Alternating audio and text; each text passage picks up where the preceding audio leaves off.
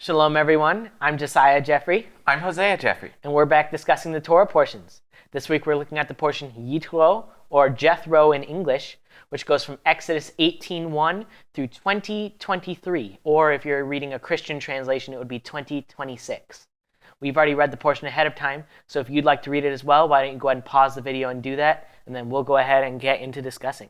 The portion of Yit'ro tells how Jethro meets with Moses and with the people of Israel, and how Israel arrives at Mount Sinai, where God comes down on the mountain in glory and declares his 10 commandments to his people.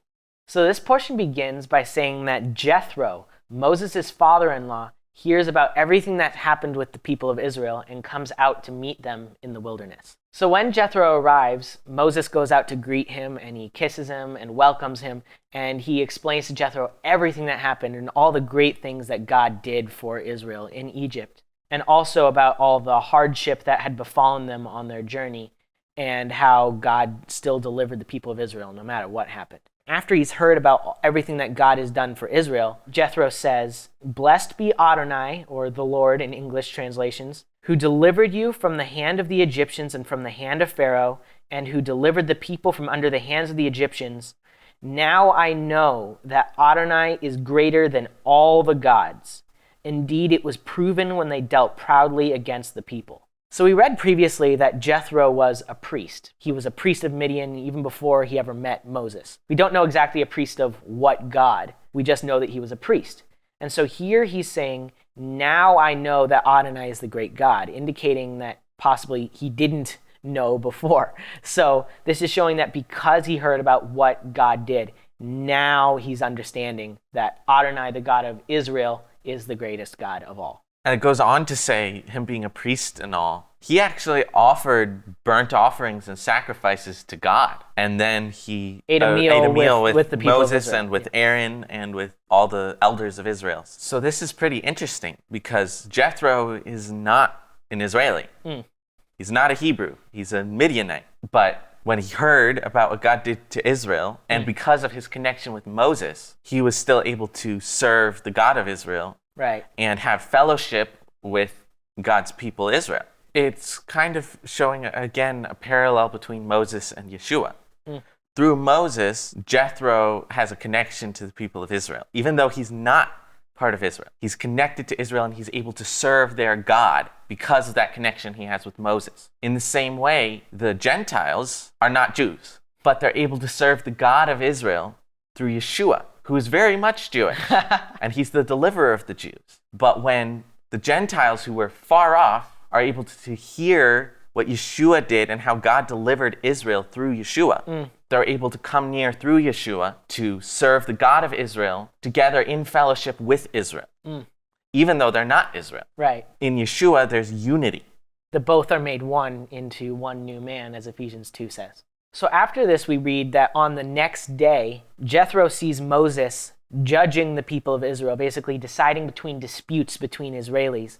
And he's doing this all day long. From sunup to sundown, there are people standing in line waiting to be able to talk to Moses for him to settle their disputes. And so Jethro comes to Moses and says, "The thing that you are doing is not good."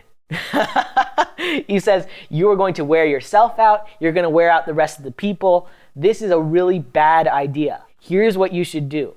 You should delegate your job of judging. Teach the whole people about the commands and statutes and the Torah of God. Explain to them what they're supposed to do, and then pick people out from among Israel to act as judges and set them up in tiers, basically. You have people who will judge groups of thousands, groups of hundreds, groups of 50s, and groups of 10s, basically to settle the smaller, more minor disputes. And that way, if they can't be resolved by the lower down judges, it'll get worked up until it gets finally to Moses. This is actually an inspiration for America's court justice system having multiple different levels. So I just found this to be very similar to what we read at the end of the last portion, where Moses was having to keep his arms up during the battle, and if he let his arms down, the people of Israel would lose. So he had to keep his arms up, but then he got tired, and so he had to have Aaron and a guy named Hur hold his arms up.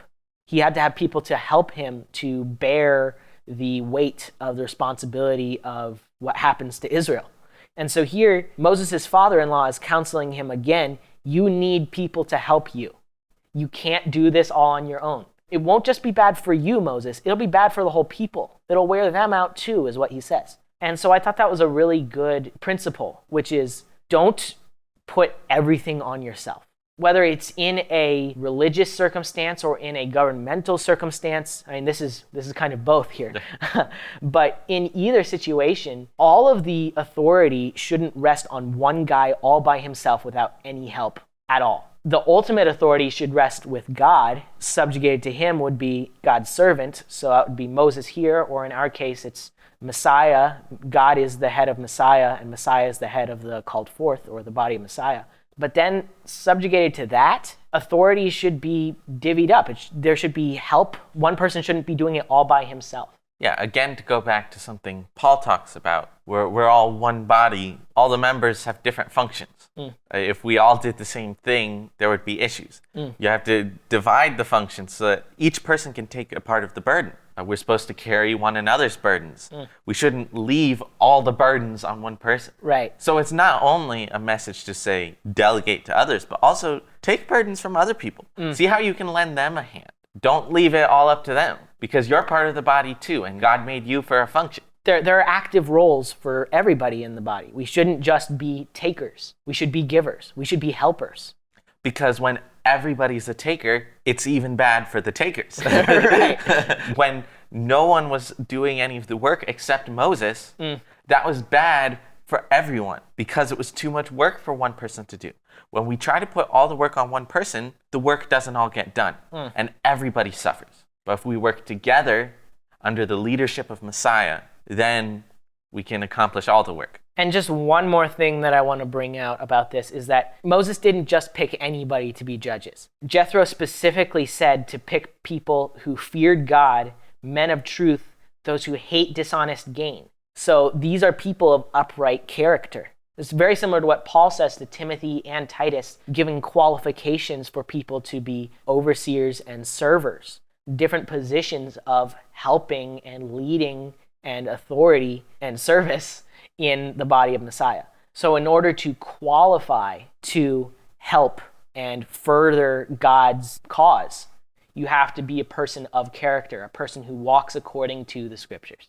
So after Jethro goes home to Midian, the people of Israel move on, and they come to the wilderness of Sinai. And there's a mountain there, Mount Sinai, and it's not just any mountain. It's the mountain of God. It's the mountain where Moses already met God at the burning bush. When Moses was at the burning bush, God said to Moses, I will be with you, and this shall be the sign for you that I have sent you. When you have brought the people out of Egypt, you shall serve God on this mountain. So this is the fulfillment of that. Moses led the people of Israel to the mountain, and now he's going to serve God on that mountain. And the function he's going to serve is going up to the mountain to talk to God and back down to talk to the people. So kind of a mediator going back and forth. So Israel stops at the mountain, Moses goes up, and the first thing God says to him is, tell the people of Israel, you yourselves have seen what I did to the Egyptians, and how I bore you on eagle's wings and brought you to myself. Now, therefore, if you will indeed obey my voice and keep my covenant, you shall be my treasured possession among all peoples, for all the earth is mine. And you shall be to me a kingdom of priests and a holy nation. So God is saying, I brought you out of Egypt. I redeemed you for myself, just like I said I was going to do. Now I'm offering you the covenant. If you obey me and you keep my covenant, I will use you. You will be a holy nation, a kingdom of priests for me. The language that God uses here is really important because he says that they're God's treasured possession from among all the peoples. So first off, he's saying that God picked Israel and they're different from any other people on earth. That's why he says you will be a holy nation. The word holy means to be set apart, to be especially clean and different and not like the other things so that God can use it. And so God is saying, out of all the ethnic groups on the whole planet, I picked the people of Israel. They are mine to be a kingdom of priests. A priest is someone who basically mediates. A priest will represent the people before God and represent God before the people. He acts as a go-between, like you already said about Moses. Moses was going to the mountain to hear God's words and then tell those words to the people. And then whatever the people said, Moses would then bring that back up to God. And in doing so, Moses was able to bring the people of Israel near to God. In fact, the Psalms call Moses a priest. And so in the same way that a priest does this, God is saying, if you keep my commandments, then you'll do this on a national scale for the whole world. We've already talked multiple times in previous videos about how basically Israel is the vehicle by which God's salvation is made known to the nations, to all the peoples of the earth. And so God is saying, if you will walk in my covenant, if you are faithful to that, then you can live up to this calling that I have given to Israel to be a kingdom of Kohanim, of priests. It's very similar to what Isaiah says in Isaiah 49:6, where he says that I've called Israel to be as a light to the nations for my being to salvation to the end of the earth. God is saying, if you will follow me, you can bring all the nations to me, to God, so that they can follow God as well. Kepha, or Peter, actually refers back to these words in his letter in 1 Peter 2:9, when he says, you are a chosen ancestry, a kingdom of Kohanim, a holy ethnicity, a people treasured as God's own, so that you may proclaim the excellences of him who called you out of darkness to his wondrous light. You who were once not a people, but are now the people of God, who had not found loving kindness, but now have found loving kindness. When Kepha says this, he's addressing the temporary residents of the dispersion, the diaspora, much as James or Yaakov was also addressing the 12 tribes of Israel who were in the dispersion. So Kepha is saying to the Jewish people who are scattered among the Gentiles, he's saying, you are a chosen ancestry and a kingdom of Kohanim, and that you're holy. And so he calls on them to keep from the fleshly desires that war against the soul, having your behavior among the Goyim right, so that in that which they speak against you as evildoers, they may glorify God in the day of inspection. What he's saying to his fellow Jews is, in Messiah, you have a calling to proclaim his excellence and to live rightly, to live a holy life. So even when you're scattered among the Gentiles, even when you're not in your homeland, you can fulfill that calling to be that chosen ancestry by living in Messiah, living apart from the flesh, living righteously. And when you do that, even when the Gentiles around you oppose you, just as the Egyptians opposed the people of Israel, it will be to God's glory. And the best way to fulfill that capacity, to realize that holiness, is in our Jewish Messiah, Yeshua. The only way to realize that holiness. Yeshua is the fulfillment of the entirety of Jewish faith. What could be more Jewish than following the Jewish Messiah? And apart from Messiah, you can't live righteously. Apart from Messiah, the Torah brings nothing but death. It only brings an opportunity for sin to live inside you. And without Messiah, there's no solution to that sin. In Messiah, we have the ultimate fulfillment of this call to be a kingdom of Kohanim. In fact, Paul will say in one of his letters, he was acting as a Kohen, as a priest, in his ministry to the Gentiles. So the only way to walk according to this covenant, it says, if you will keep my covenant, if Israel will keep God's covenant, then they can be this kingdom of Kohanim. And we've seen throughout Israel's history, over and over again, Jews do not keep the covenant. We continually stumble, we continually stray.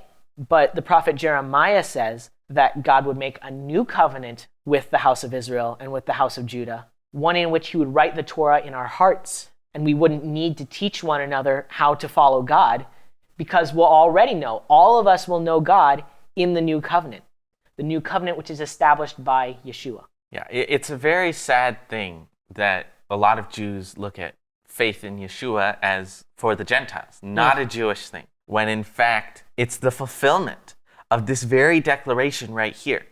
We fulfill our purpose and calling as Jews in Messiah. Apart from Yeshua, we can't be the Jews we were meant to be.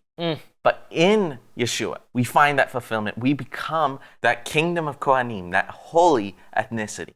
So when Moses repeats these words to the people of Israel, their response is, all that the Lord has spoken, we will do. So it's a resounding, yes, we will keep the covenant. And then we will be that kingdom of priests. Yeah. We're accepting that call. Now, as we've already seen with the people of Israel, their devotion to God fades pretty fast. So we're going to see that even though they said we're going to do it all, they're How not long will exactly. that last? But for the meantime, that's the go-ahead. Moses reports it to God, and God says, okay, I'm coming.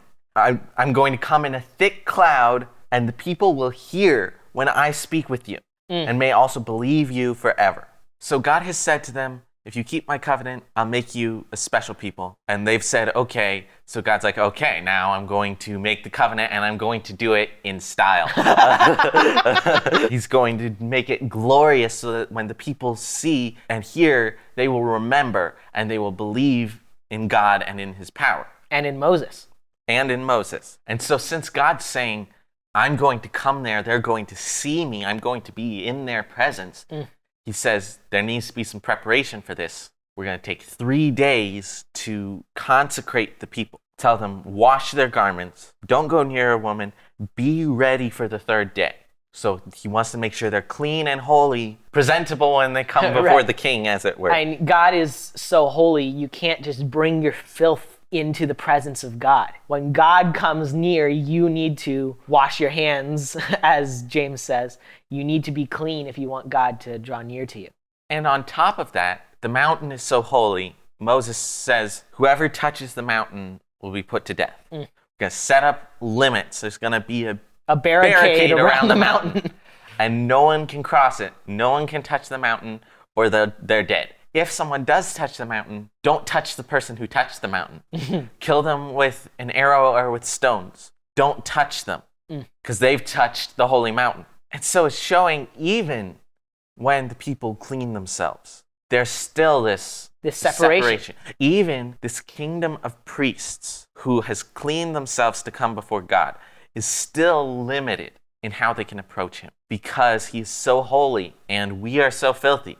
That if we try to come near him, there are consequences. Yeah. We can't come to God on our own. So they get ready, and on the 3rd day, God shows up, and there's thunder and lightning and thick cloud and fire and smoke and a loud blast of a shofar. And so all the people are trembling from the fear of this sight. And rightfully so. And the mountain is also trembling. And so Moses brings the people out closer to the mountain to meet God. So now the people are having an encounter with God.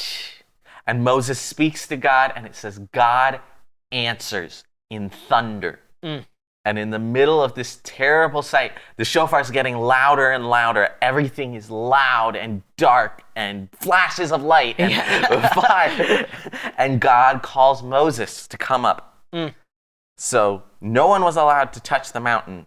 But God Moses says, is allowed to touch the Moses, mountain. Come up. Oh, man. And when Moses comes up, what God says to Moses when he comes up is, go back down and tell them, don't touch the mountain. Right. I mean, Moses just touched the mountain, and so God's sending Moses back down to say, yeah, I went up the mountain.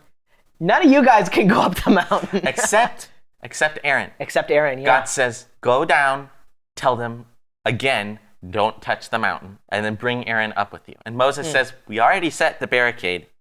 And God says, make sure when you're coming through the barricade to come back up that none of the priests or the people break through to touch it. Because if they do it, they'll die. So just be really, really careful. Yeah. No one can touch the mountain except Moses and Aaron. And so, again, like we already said, this kingdom of priests can't touch the mountain.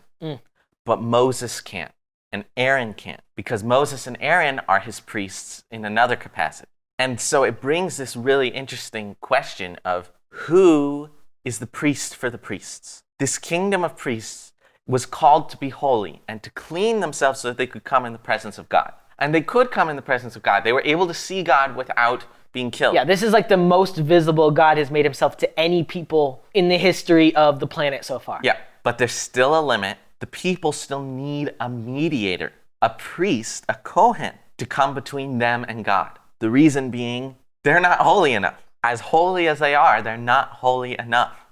And so it shows, in order for the people to fulfill their role as priests, they need a priest. And the reason for that is their own limitations. Now, Moses and Aaron also have their limitations. We've already seen God almost wanted to kill Moses earlier. Right. For his sin. Against the covenant. He wasn't keeping the covenant. And as for Aaron, we'll see his problems later. But it shows that even the Kohanim that God sets up for Israel have their own weaknesses, their own limitations, such that even as they offer sacrifices on behalf of Israel, they have their own sin to worry about. And so there's a limitation on how close they can get to God. It shows that they need another priest. Yeshua, a high priest of a greater order, a heavenly order, an eternal order. And one who did not sin. He did not sin. He was completely blameless.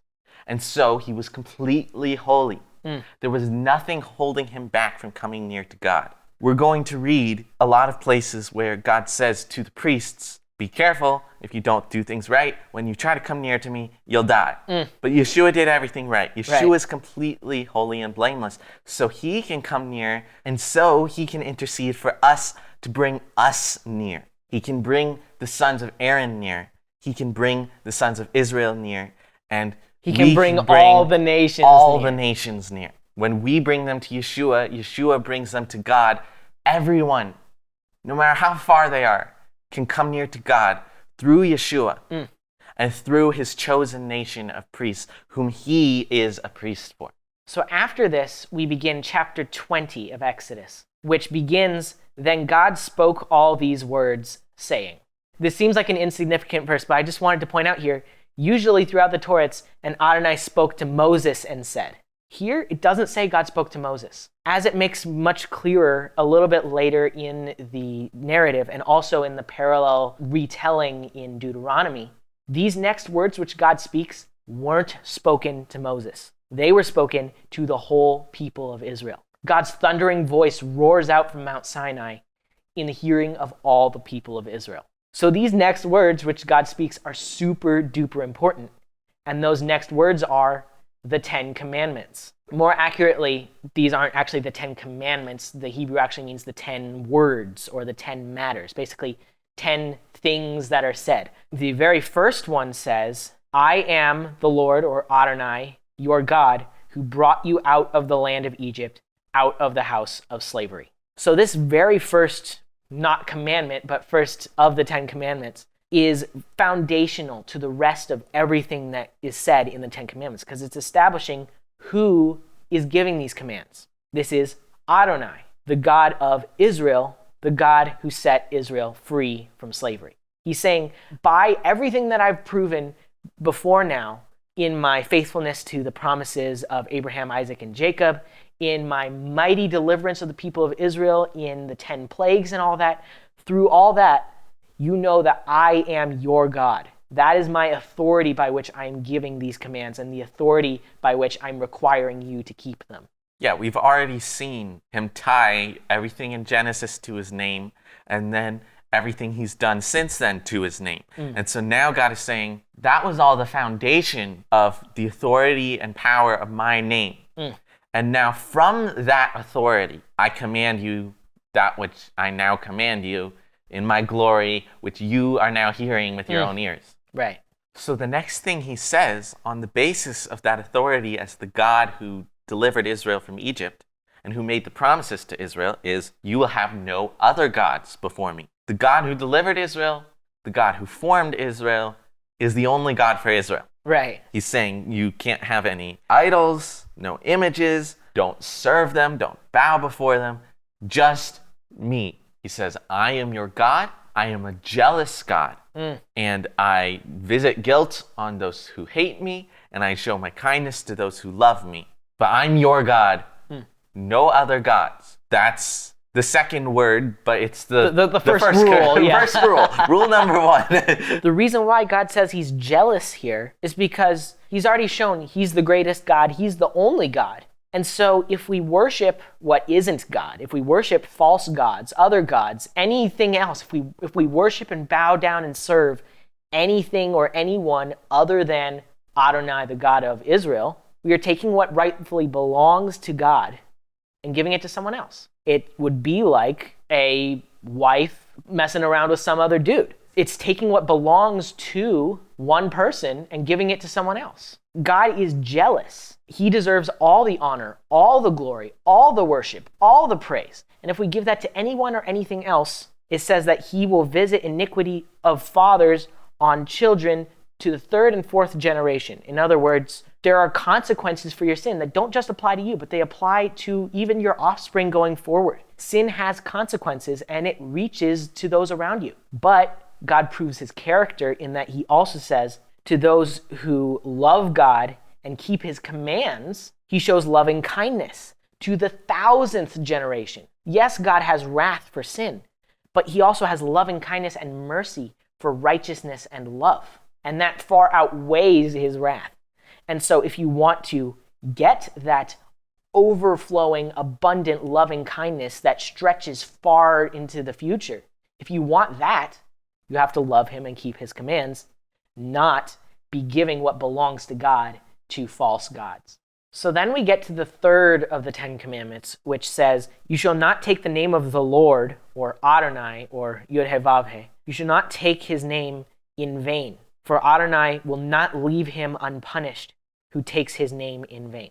So we've mentioned ever since the burning bush that God has been putting weight on his name, which is Yod-Heh-Vav-Heh. There's a whole episode of the Biblically Correct podcast about how to pronounce the name Yod-Heh-Vav-Heh, which is, we can't because that pronunciation is lost, hence us saying the Lord or Adonai instead. And in fact, part of the way that the pronunciation of his name was lost is because of Judaism's understanding of this command. They basically said, well, if we shouldn't take God's name in vain, then we shouldn't take any risks and we should avoid saying his name altogether. And so after generations of that, the pronunciation of his name was lost. But the command here is not about not speaking God's name aloud. The point of this command is about God's reputation, about everything that he's tied to that name. The reason why his name is so holy is because it's the name of the holy God, and he's attached the weight of his reputation, all that he's done, to that name. Taking it in vain, or another translation would be to make it empty, to think of God's name as something light, as something unimportant, to treat it casually, is to basically drag God's reputation through the mud. God is not someone to be treated casually, and his name and his reputation should not be treated casually. We've just established how God builds everything on this name and how he's tied everything to this name, and that we shouldn't serve any gods other than the God with this name because he's a jealous God. God values his reputation. And when we use his name emptily, we treat it as if it has no value, we're rejecting everything God tied to that name.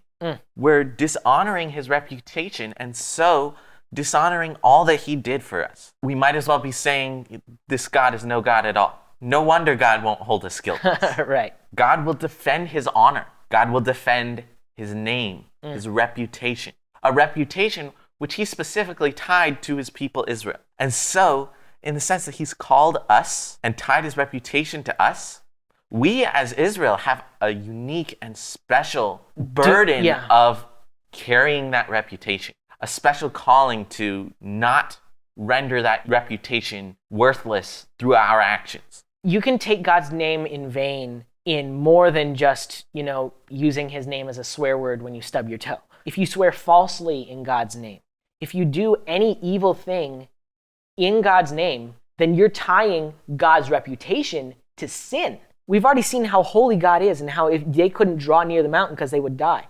because of their own unworthiness.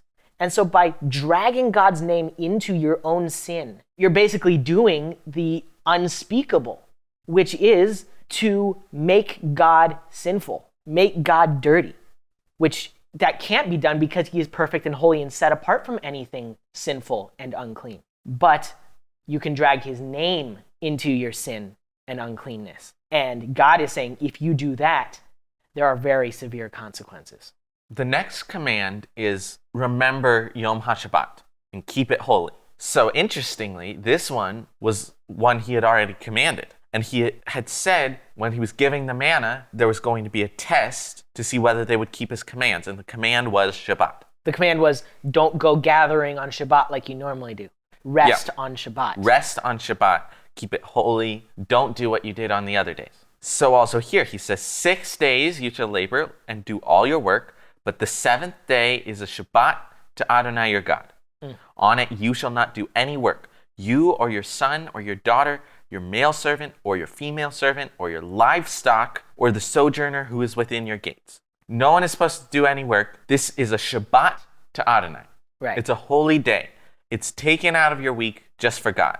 And it doesn't just extend to gathering manna. It's whatever you do. Right. Whatever is your normal work. Don't do it on that day. That day is a day for God. And the word Shabbat in Hebrew means to cease or to stop. Basically, Shabbat is a day you stop everything you're doing. Drop everything. This is a day for God. It's a Shabbat to Adonai. No work, no normal activities, just a day for God. And as we said before, he gave this day at the start as a sort of test. And we've seen, if you can't keep Shabbat, what can you keep?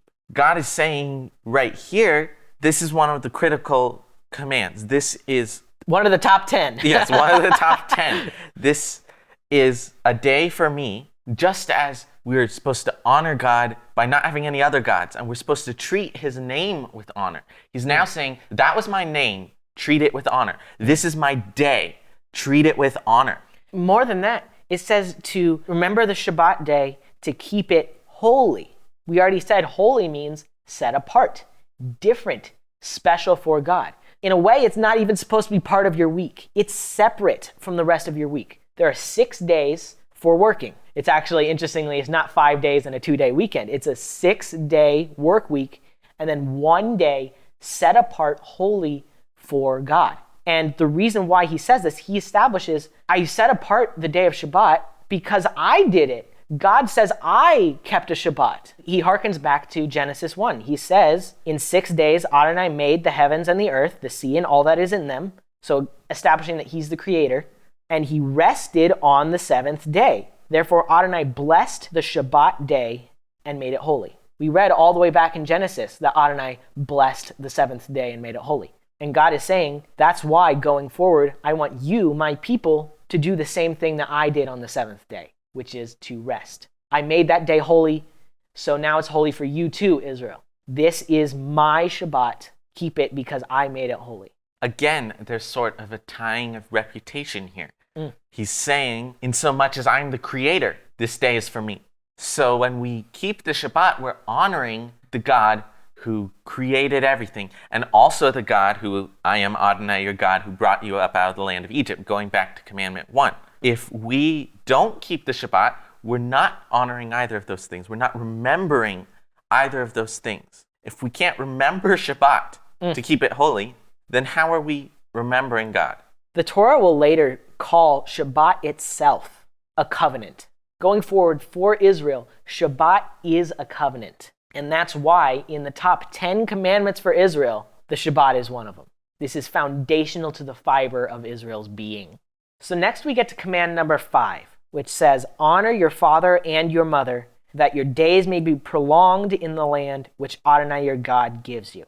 Now, later in the New Covenant scriptures, Paul actually points out that this is the first command that comes with a promise. God says, honor your father and mother, and he basically says, if you do, then you'll live long in the land of Israel. I also wanted to point out that there are no exceptions to this command any more than there are exceptions to the other 10 commandments. It doesn't matter who your father and mother are, you have to honor your father and mother. So this is the first command that God gives that has to do with interaction with other people. The past commands have been about how you honor God as he's the God of Israel, as not having any other gods, and even keeping the Shabbat holy. He says that's a day for him. Here, God is saying, honor your father and mother. He's pivoting toward, I've already established how you should treat me. Now, this is how you should treat other people. And the very first people that you're supposed to treat well are your parents. You owe your parents honor. No matter what they do, you owe them honor. That doesn't necessarily mean that in every single circumstance, like if they're opposing God actively or something like that, there are circumstances where we must obey God rather than men. But in all instances, you have to honor your parents. You have to treat them with respect and dignity. In fact, there's a later Torah command that says that if you curse your parents, that warrants the death penalty. So the treatment of your parents is a big deal. If you can't even treat your parents well, who raise you, who take care of you from childbirth, if you can't even honor your parents, how can you treat anyone else with respect? God is our heavenly Father. So if we don't respect our own Father on the earth, how can we respect our Father in heaven? Our parents have authority over us. I mean, when we grow up, we leave our father and mother and cleave to our wife. Yeah. But especially as children, we are under the authority of our parents. And so in the same way as you're under the authority of God and you're supposed to honor God, you honor your parents. And even when you're older, even when you're your own man, as it were, you still owe them for all they've done for you. You still owe them for bringing you into this world as much as you owe God for bringing you into this world. Right. God created you and you owe him. Your father and mother created you. And you owe them. You owe them. You have to honor them. That is a debt that you owe to your parents for your whole life. So the next command that God gives is, you shall not murder. Pretty straightforward. In fact, it's so straightforward that it's not new. It was pretty obvious from the beginning, and God spelled it out not to the people of Israel, not to Moses, but to Noah, way back in Genesis 9, when he said, and for your lifeblood I will require a reckoning. From every beast I will require it, and from man. From his fellow man I will require a reckoning for the life of man.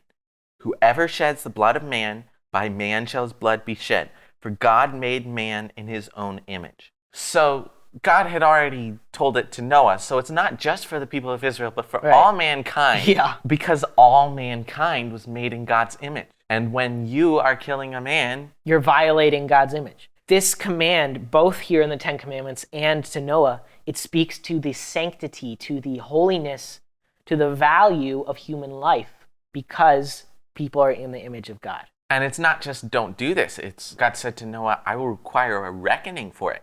There's a price for it. And later in the Torah, it establishes for Israel, yet again, if you murder someone, you die.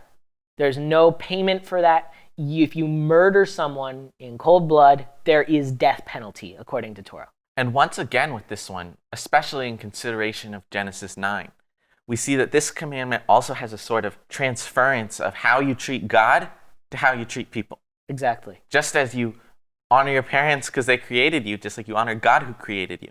Don't kill people because they're in God's image. And just as you respect God, you should respect your fellow man because he's in God's image. You shouldn't tarnish that image any more than you would tarnish God's name, which we've already established covered. That's a big deal. But there's even a deeper aspect to this command, as Yeshua himself brings out in the Sermon on the Mount in Matthew chapter 5. The plain sense of this is just don't kill people. But there's also the spirit of this command. Yeshua says, you heard that it was said to the ancients, you must not murder. And whoever murders will be in danger of the judgment. But I say to you that everyone who is angry at his brother will be in danger of the judgment. And whoever says to his brother, empty fellow, will be in danger of the Sanhedrin. And whoever says, rebel, will be in danger of the Gehinnom of the fire. So Yeshua is saying this goes way beyond just don't murder people. He says don't even have anger and hatred in your heart toward your brother because, in a way, you're murdering him in your heart. And I think that a really good example of this is with Cain and Abel, which we read, which was the first murder. It says in Genesis 4 that when Cain's sacrifice to God wasn't accepted, but Abel's was, it says Cain became very angry and his countenance fell. And so then God said to him, watch out, sin is crouching at your door. But then Cain didn't master his sin, and he allowed his hatred to progress to actual murder. And so that's what Yeshua is saying, is all murders stem from hatred. You've already murdered that person in your heart. It's just a matter of whether or not you've actually gone through with it in your actions. And so Yeshua is saying the heart of the command, do not murder, is do not be angry and hate. Yes, there are certain types of righteous anger, but the kind of anger here is hatred of your fellow man. You hate his guts. You want to kill him. So even if you don't actually kill him, if you want to kill him, if you hate him, you've already done sin. You've already violated the spirit of this command. So command number 7 is also another short one. It just says, you shall not commit adultery. Very straightforward.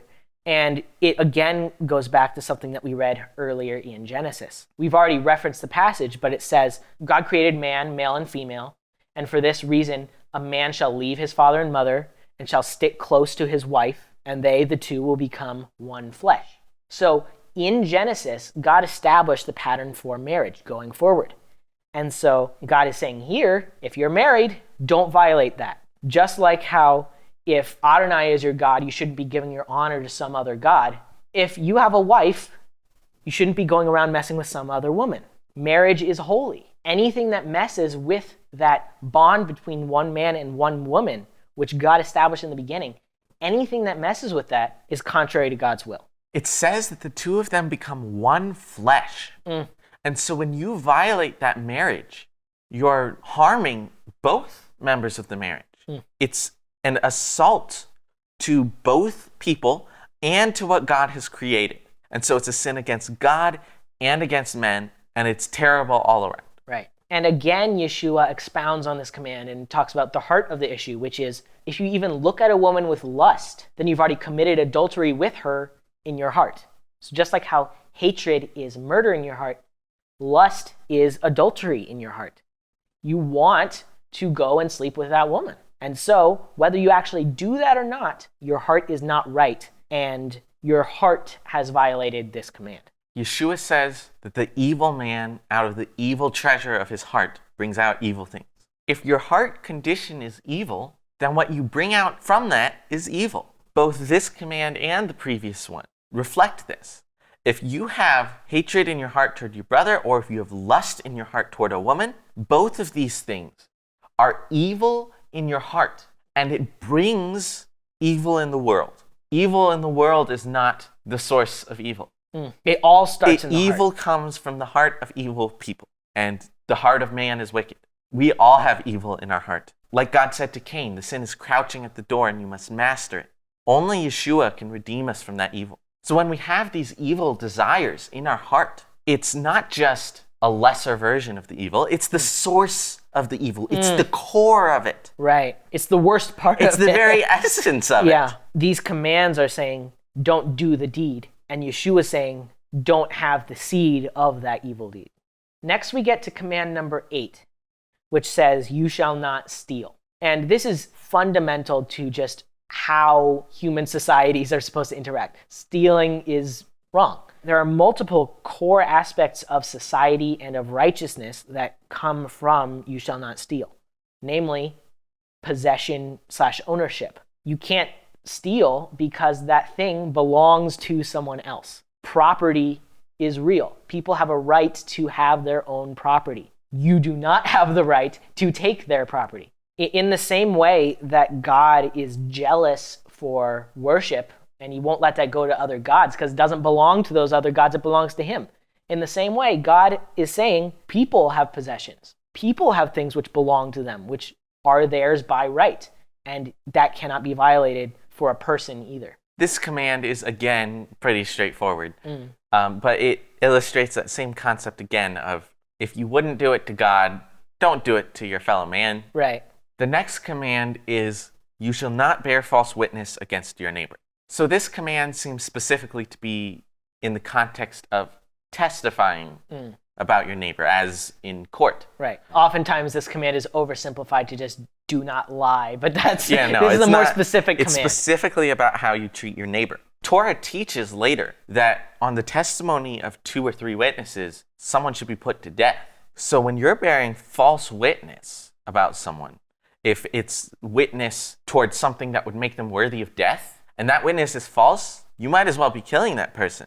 Well, the thing is, there's actually a Torah command which says if you're found out to be a false witness and you were witnessing to something that would supposedly get your neighbor killed, then that false witness gets killed. Anything that a false witness testifies against his neighbor, the punishment for that crime goes to the false witness. Yeah, so this is not just general lying to save your own hide. Yeah, although lying that's is definitely bad. condemned. It's specifically the sort of deceit which has malicious intent to harm your neighbor. You want something bad to happen to your neighbor, so you're accusing him of something he didn't do. This is actually something that a lot of people did to Yeshua when he was being tried after he'd been arrested, and the leaders were trying to find a cause for death. And so they called up witnesses, false witnesses. And they kept disagreeing with one another because they were all lying. Fortunately, Torah says 2 or 3 have to agree. But there were so many people who were bearing that false witness because they wanted Yeshua harmed. They wanted a cause for death for Yeshua. And they came up with the accusations later. So that's showing it's not just lying. It's about trying to harm your neighbor. And so it's like these other ones, like murder and adultery and stealing. It's you're violating that person. You're trying to ruin a person created by God. Basically, all these other commands have been about things that you do. Well, most of them. This is about things that you say. It's actually similar to the concept of don't take God's name in vain, where we talk about how his name carries his reputation. Don't falsely soil the reputation of someone else. Again, if you wouldn't do it to God, don't do it to a person. And the final command is summed up in you shall not covet. The full thing saying, you shall not covet your neighbor's house, you shall not covet your neighbor's wife, or his male servant, or his female servant, or his ox, or his donkey, or anything that belongs to your neighbor. And so, interestingly, this command goes along really well with what Yeshua was saying in Matthew 5. This is talking about the heart condition. This isn't about anything that you're saying or doing. This is about what you want. This is really the heart version of you shall not steal. And it's also the heart version of you shall not commit adultery because it says you shall not covet your neighbor's wife. This last command is basically God saying, yes, I don't want you to do bad things, but I also don't want you to want things that are wrong. Yeah, you can't just go around devoting yourself to evil desires without doing evil things. It doesn't work. It doesn't mesh. Yeah. But if your heart is in the right place and you aren't coveting, then these other things should follow naturally. And one more thing that I want to point out about this final command is that Paul also says that covetousness is idolatry. It's kind of a weird phrase, and he doesn't really elaborate on it at all. Well, it goes back to something we talked about a few portions ago when we were talking about the parallel Paul draws between the magicians of Egypt and those who swerve men away from the truth, who are lovers of themselves and lovers of money. Yeah. And lovers of pleasure.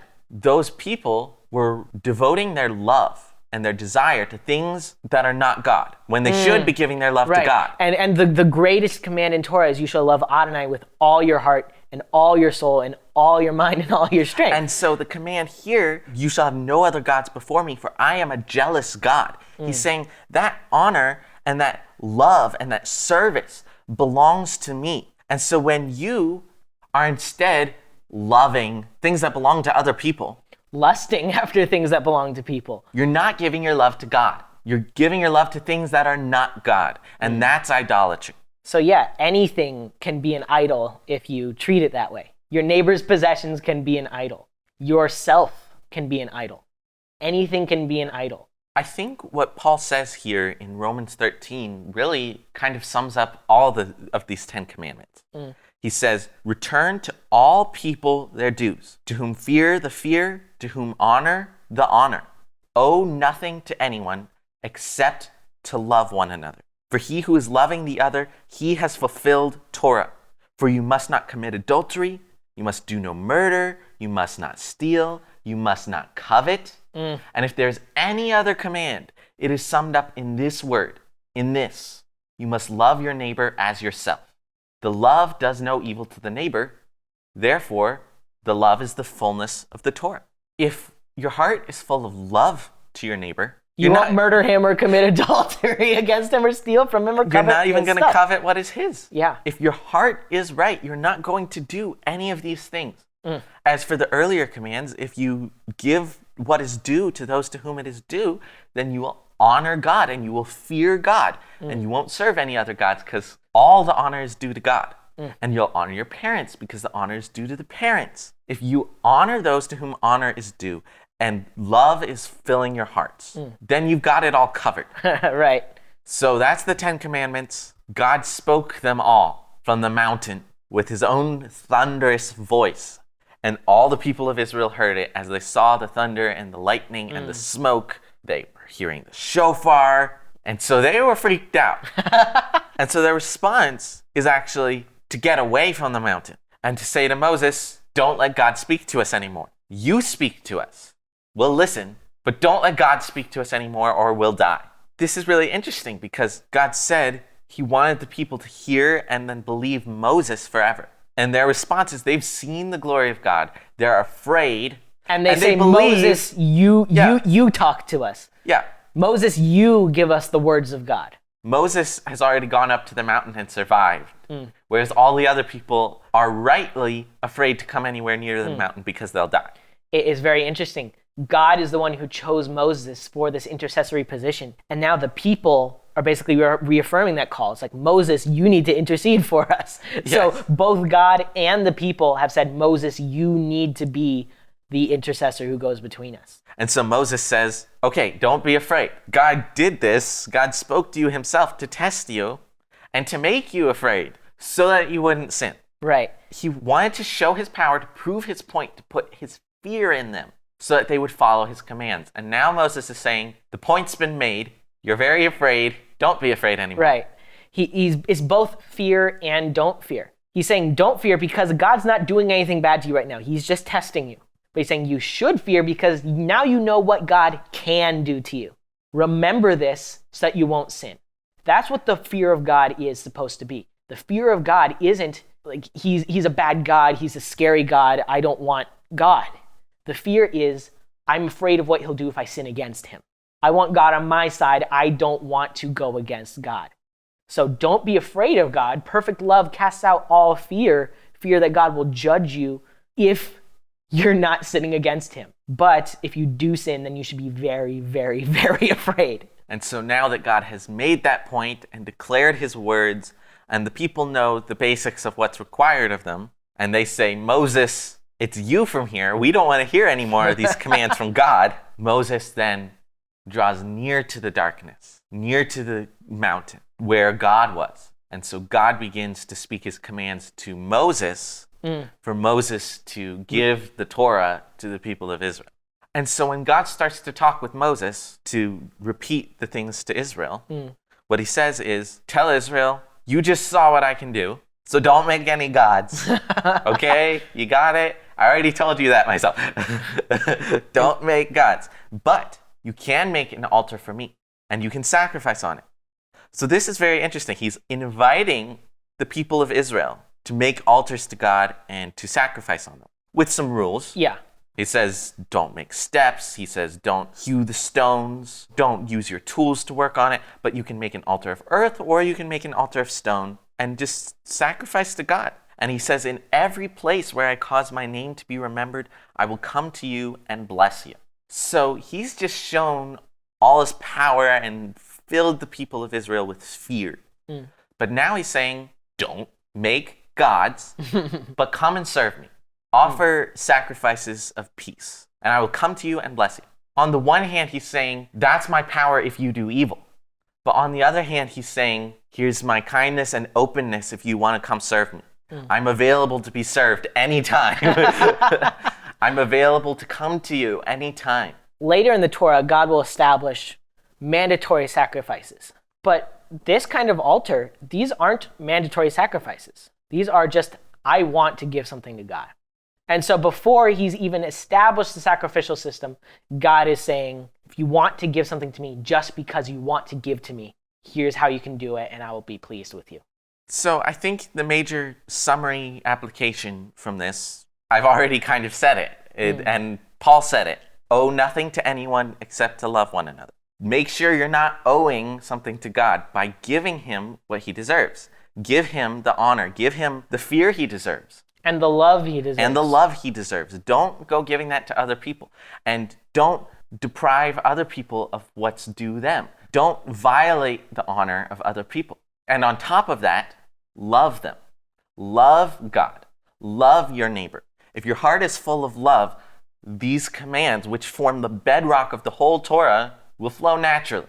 So, honor whom the honor is due, fear whom the fear is due, love whom the love is due, and that's everyone. That wraps up the portion of Yit'ro. Next week, we'll be looking at the portion of Mishpatim, so be sure to tune in for that. Thanks so much for watching. Be sure to like, share, comment, subscribe, and hit the notification bell to keep updated on new videos. And if you would, please consider sending us a donation to help us make more videos like these. We would really appreciate it. Thanks again for watching, and we'll see you next week. God bless.